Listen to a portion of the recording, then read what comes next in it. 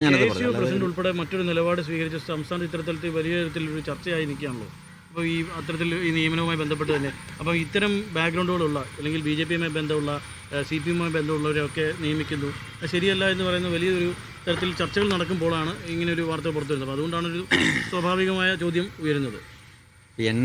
എൻ്റെ രാഷ്ട്രീയ പശ്ചാത്തലം അല്ലെങ്കിൽ എൻ്റെ പ്രവർത്തന ശൈലി കണ്ടിട്ടുള്ള ആളുകൾക്കാർക്കും ഞാനൊരു SFIയെ പിന്തുണയ്ക്കുന്ന അല്ലെങ്കിൽ ഇടതുപക്ഷത്തെ പിന്തുണയ്ക്കുന്ന ഒരു നിലപാട് സ്വീകരിച്ചു എന്ന് പറയാൻ പറ്റും എന്നെനിക്ക് തോന്നുന്നില്ല. ഞാൻ അഭിപ്രായങ്ങൾ ആർക്കു വേണമെങ്കിലും ആകാം. ഇപ്പം നിങ്ങൾക്ക് എൻ്റെ തല കണ്ടാൽ മനസ്സിലാവും. ഞാനിപ്പോൾ തല മുട്ടയടിച്ചിരിക്കുന്നതുകൊണ്ട് ഇത് 14 സ്റ്റിച്ച് SFIക്കാർ അടിച്ചതാണ്. മനസ്സിലായില്ലേ? ഞാൻ KSU സംഘടനാ പ്രവർത്തന രംഗത്ത് നിൽക്കുമ്പോൾ SFIക്കാർ ക്രിക്കറ്റ് ബാറ്റും ക്രിക്കറ്റ് സ്റ്റമ്പും വെച്ച് എന്നെ അടിച്ച് എന്നെ മർദ്ദിക്കുന്നത് കണ്ട ആളുകൾ പറഞ്ഞ് ഞാൻ മരിച്ചുപോയി എന്ന് വിചാരിച്ചു എന്നാണ്. മനസ്സിലായില്ലേ? അതുകൊണ്ട് SFIയുടെ ഗുണവധികാരമൊന്നും എന്നോട് ആരും പറയേണ്ട കാര്യമൊന്നുമില്ല. SFI എന്താണെന്നും അവർ എത്രത്തോളം ഫാസിസ്റ്റ് നിലപാടുകളുമായി മുൻപോട്ട് പോകുന്ന സംഘടനയാണെന്നും ഒക്കെ എനിക്കറിയാം. ഇനി ഞാൻ MP ആയി പ്രവർത്തിക്കുന്നു.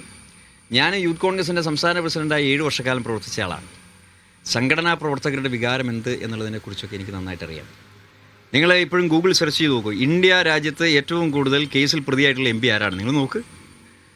ഞാൻ 2019 മത്സരിക്കുമ്പോൾ എൻ്റെ പേരിലുള്ള കേസുകളുടെ എണ്ണം, അത് ഞാൻ നമ്പറൊന്നും ഇവിടെ പറയുന്നില്ല, ഏതായാലും അത് ഒരു നല്ല നമ്പറാണ്. ഇന്ത്യ രാജ്യത്ത് ഏറ്റവും കൂടുതൽ കേസുള്ള MP ആരെന്ന് ചോദിച്ചു കഴിഞ്ഞാൽ അത് ഞാനാണ്.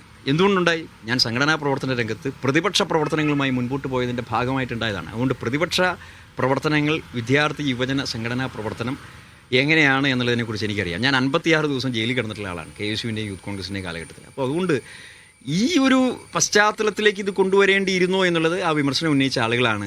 അത് ഞാൻ പറയാം. ഞാൻ പറയട്ടെ. കോൺഗ്രസിന്റെ ഭാരവാഹി അല്ലെങ്കിൽ അത് പ്രവർത്തിക്കുന്നു. ജിയോണ് 2022 മുതൽ പ്രവർത്തിക്കുന്നു. പക്ഷെ അവിടെ മുൻ രാഷ്ട്രീയം പറഞ്ഞ് വിമർശനം നടത്തുന്നത് ഒരു മുൻവിചാരമില്ലാത്ത പ്രതികരണമായി പോയെന്ന് തോന്നുന്നുണ്ടോ? നമ്മൾ ഏത് കാലഘട്ടത്തിലാണ് ജീവിക്കുന്നത്? ഞാൻ പറഞ്ഞു വരുന്നത്, ഇപ്പം ഞാൻ പറഞ്ഞു വെച്ചത് എന്തെന്ന് വെച്ചാൽ, ഞാൻ 2013 യൂത്ത് കോൺഗ്രസിൻ്റെ പ്രസിഡൻ്റ് ആകുന്നത്. ബഹുമാനപ്പെട്ട മുഖ്യമന്ത്രി ശ്രീ ഉമ്മൻചാണ്ടി സാറാണ്. മനസ്സിലായില്ലേ? അപ്പോൾ പിന്നീട് പ്രതിപക്ഷത്തേക്ക് വരുന്നത് 2016 2019 വരെയും ഞാൻ ആ സ്ഥാനത്തുണ്ട്. അപ്പോൾ ഭരണപക്ഷത്ത് നിൽക്കുമ്പോഴും പ്രതിപക്ഷത്ത് നിൽക്കുമ്പോഴും യുവജന വിദ്യാർത്ഥി സംഘടനാ പ്രവർത്തനം ഏത് രീതിയിലാകണം എന്നുള്ളതിനെക്കുറിച്ച് എനിക്ക് കാഴ്ചപ്പാടുണ്ട് എന്ന് പറയാൻ വേണ്ടിയിട്ടാണ് ഞാനിത് പറഞ്ഞു വെച്ചത്. ഇപ്പോൾ ഈ പറയപ്പെടുന്ന കാര്യത്തിൽ മുഖ്യമന്ത്രി കോൺഗ്രസ് പാർട്ടിയുടെ മുഖ്യമന്ത്രിയാണ്. അപ്പോൾ അദ്ദേഹത്തോടൊരു അഭിപ്രായം തേടിയിരുന്നുവെങ്കിൽ ഒരു പക്ഷേ ഇങ്ങനെ ഒരു വിവാദം ഉണ്ടാകുമായിരുന്നില്ലല്ലോ.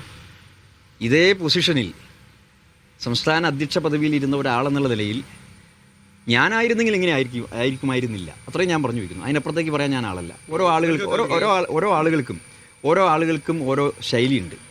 ഇപ്പം ഞാനായിരുന്നെങ്കിൽ ഇങ്ങനെ ആകുമായിരുന്നില്ല. എന്നെ അറിയാവുന്ന ആളുകൾക്കും അതറിയാം. അതിപ്പോൾ ആര് മുഖ്യമന്ത്രി എന്നുള്ളതല്ല. കോൺഗ്രസ് പാർട്ടിയുടെ മുഖ്യമന്ത്രിയാണ് എങ്കിൽ ഞാനായിരുന്നെങ്കിൽ ഇങ്ങനെ ആകുമായിരുന്നില്ല. അതവിടെ അവസാനിച്ചു.